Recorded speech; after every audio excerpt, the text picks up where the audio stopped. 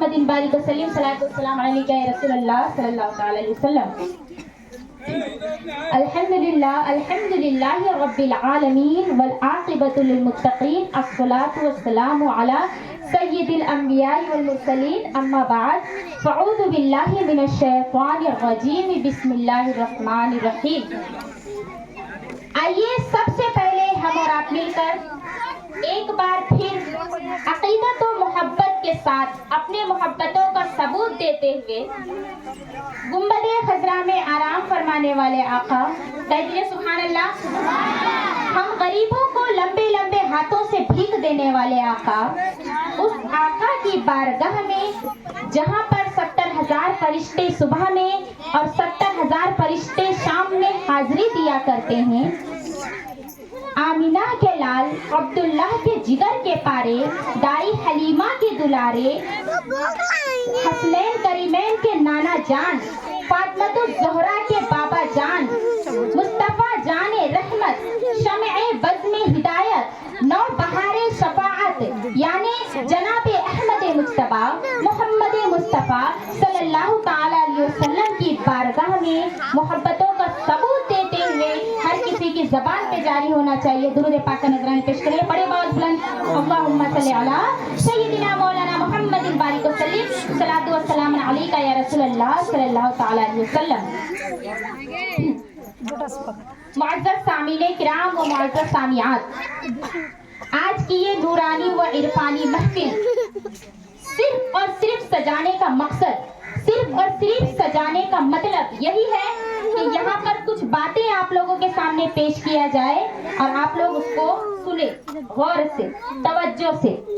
یہ محفل کا مقصد یہ نہیں ہے کہ آپ آئے, ہم بیٹھے اور پھر گپے شپے لڑا کے چلے جائیں. انہوں نے بہت ہی محنت کے ساتھ, ہم دیکھ رہے ہیں, آج یہاں پہ نہیں آئی ہوں, کل ہی آئے ہیں, ہم 2 لوگ آئے ہیں, کل سے دیکھ رہی ہوں کہ یہ کافی محنت کر رہے ہیں کھانا وغیرہ بنانے میں اور پنڈال وغیرہ سجانے میں. کافی مشقت ہوئی ان کو, ٹھاکر گنج سے یہاں آنا, یہاں سے وہاں جانا, بھاگ دوڑی کرنے میں بہت تکلیف ہے, لیکن آخرکار ان کا ساتھ اگر کسی نے نہیں دیا تو صرف لائف نے, ورنہ ہماری یہ بس, ہمارا یہ جلسہ, ہمارا یہ اجتماع 11 بجے یہ پروگرام ختم ہو جاتا. نہ 11 بجے اسٹارٹ ہی نہیں ہوا ہمارا, تو ختم کہاں سے ہوگا, اور اب تک ہم یہاں سے جا بھی چکے ہوتے. لیکن اب لائٹ نہ ہونے کی وجہ سے یہ پروگرام چلتا رہے گا, شام تک چلتا رہے گا. آپ لوگ سنیں گے, ہماری اور بھی عالمائیں ہیں مدرسے کی جو آپ کو خطابت وغیرہ سے نوازیں گے, نعت وغیرہ سے نوازیں گے. بس میں چند لفظ کہہ کے یہاں سے نکلنا چاہوں گی. اور آپ لوگ بخوبی جانتے ہیں کہ یہاں پر ایک لیڈیز مدرسہ قائم کیا گیا ہے, عورتوں کا, لڑکیوں کا. اس میں چاہے جو بھی ایڈمیشن لے, منع نہیں ہے, چھوٹا بڑا جس کو دل چاہے وہ ایڈمیشن لے سکتا ہے. چھوٹے سے بڑے جو بھی خواتین چاہتی ہیں کہ اس مدرسے میں داخلہ لے تو لے سکتے ہیں.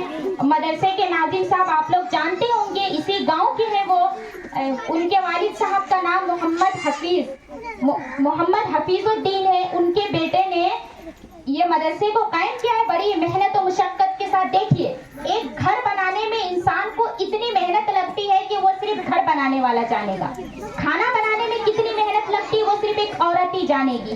کوئی بھی کام کرنے میں اسی کو پتا چلے گا کہ کتنی محنت لگتی ہے جو وہ کام کرتا ہے. تو ایک ادارہ قائم کرنا, ہم سنتے ہیں کہ ادارہ قائم ہو گیا تو ہمیں لگتا ہے کہ ہاں چلو چٹکی میں, تو یہ ادارہ قائم کرنا یہ کوئی چھوٹی بات نہیں ہے, بلکہ بڑی محنت و مشقت, دن رات لگن لگتا ہے ایک ادارہ, ایک مسجد اور ایک گروہ قائم کرنے میں, ایک جلسہ قائم کرنے میں.